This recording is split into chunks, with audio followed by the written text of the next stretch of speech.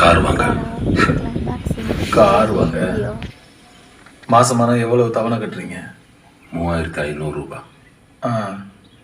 3 மாசம் சம்பளம் வரலையேனா அந்த தவணையை கட்ட முடியுமா? சொல்லுங்க. கஷ்டம்தான்.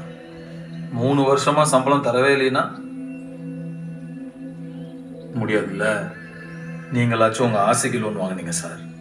எங்க மனசுல ஆசையை வச்சு பணத்தை கொடுத்துட்டு போயிட்டாங்க.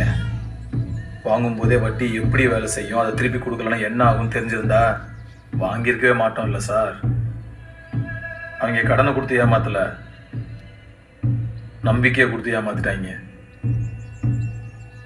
நான் பண்ணது சட்டப்படி தப்பு தான், ஆனா எனக்கு நியாயம் பட்டுச்சு. அதுதான் தர்மம்னு தோணுச்சு.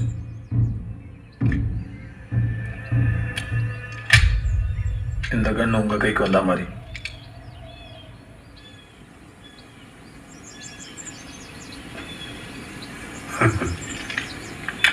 ஒன்ன மாதிரி ஆளெல்லாம் உள்ள இருந்தாதான் ஊரு நிம்மதியா இருக்கும்னு சொன்னேன்.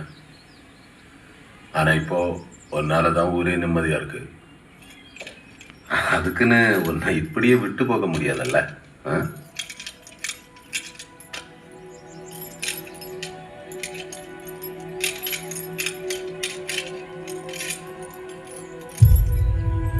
ரொம்ப எல்லாம் கவலைப்படாதடா.